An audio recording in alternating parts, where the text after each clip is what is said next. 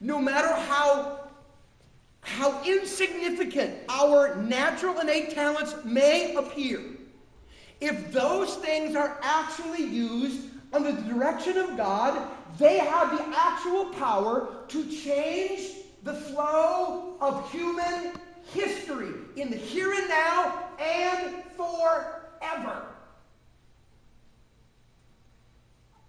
In 1 Samuel chapter 17, there's one of the most famous stories in all the Bible. It's the story of, see if you can finish this for me, David and Goliath. And, just to refresh our memories, the way the story goes, the Philistines and the Israelites were kind of encamped on either side of a very large valley. And they were about to go to war. And as was the habit of the day, each side would send a champion out into the field, the one who most represented the fighting prowess of the army. And the champions would do battle, and oftentimes, whatever champion would win, they would go, let's not massacre each other, you guys win because your best beat our best. Didn't always work that way, but they would do it. So the Philistines sent out a guy whose name was Goliath.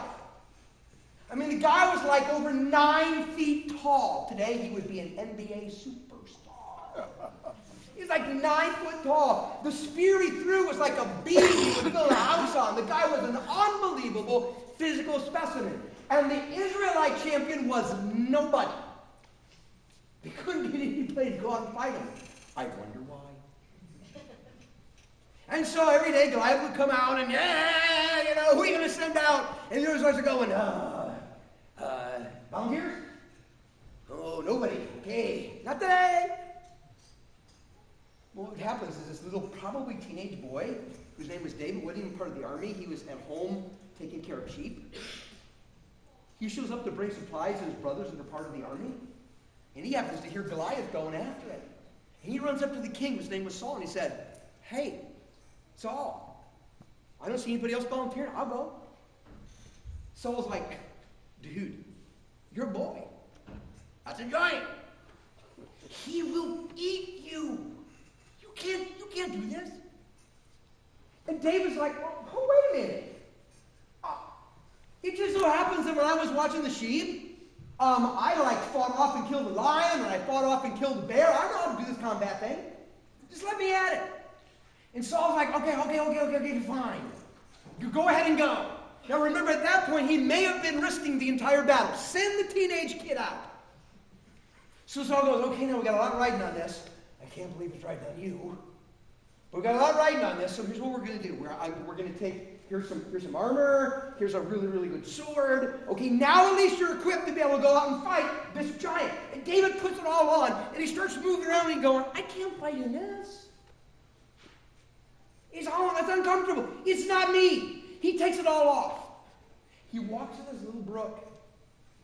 He reaches down and he finds 5 little smooth stones.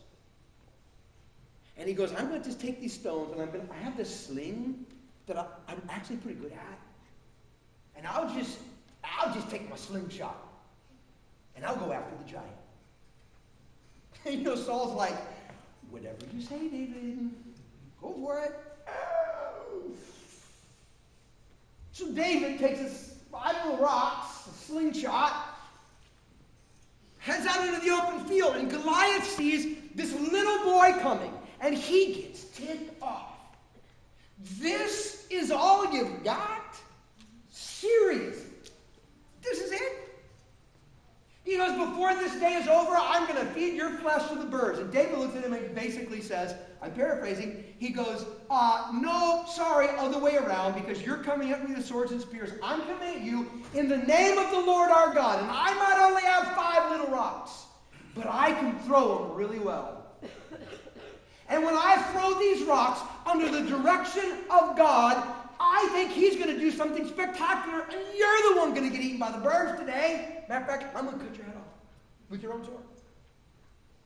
Goliath starts making his way toward David. I love this. Here's what 1 Samuel 17 says. At that point, David started running toward Goliath. Imagine the scene. Boom, boom, boom, boom. You're going to sleep. I can beat you. Goliath gets close enough, and David just stops, puts one rock right there. Right? He would have had a helmet on, but there would have been a vulnerable spot right there. He hit him right in the forehead. And it says the stone sunk into his skull. Boom! Down. David walks over, takes out his sword, finishes the job in a very gruesome way.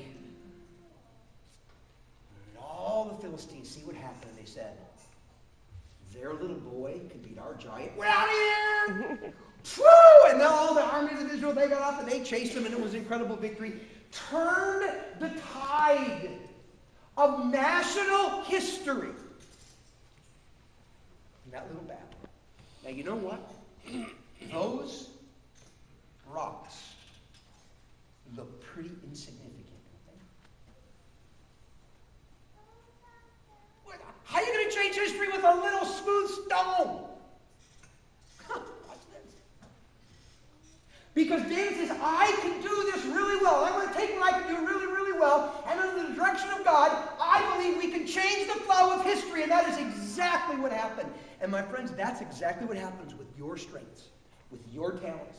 They may look insignificant. They may seem like they're not a very big deal. They may not appear to be very flashy, but if you will actually take them and you will leverage them on the direction of God, He will use them to change the flow of history, and your life will go from ordinary to extraordinary.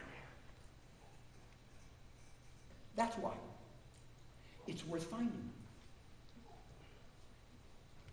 There's another reason why I think it's really worth taking the time to find these strengths.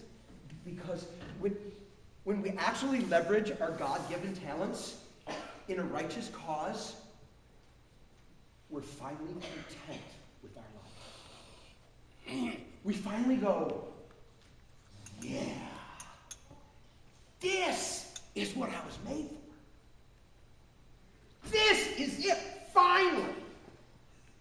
This is why I'm alive. Now, I happen to have a talent that I don't think many of you know about.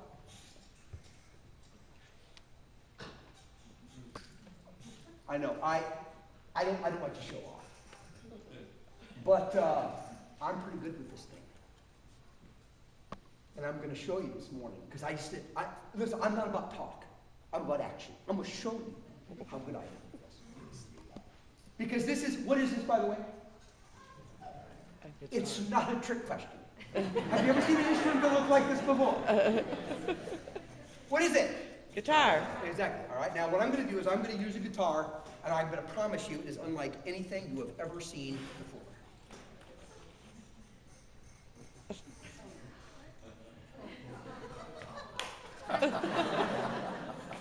Not bad, eh? I told you I am really good at a guitar. Matter of fact, I could probably just do this pretty much all day. Whoa, yeah! Out into the cheap seats, not bad. That's pretty good, isn't it? Enjoying this? Okay. Oh! That was a line drive. Right to the forehead. Now, I believe I have proved beyond a shadow of a doubt I am darn good on this thing, aren't I? Uh-huh. Because we all know that what Guitar 4 is hitting wiffle balls. It does a good job. I was 3 for 3. Ask any major leaguer, would you be cool with 3 for 3? Yeah. Look, it's kind of wide down here. It's got kind of a really nice grip that you can use. This is it. It works just fine hitting wiffle balls.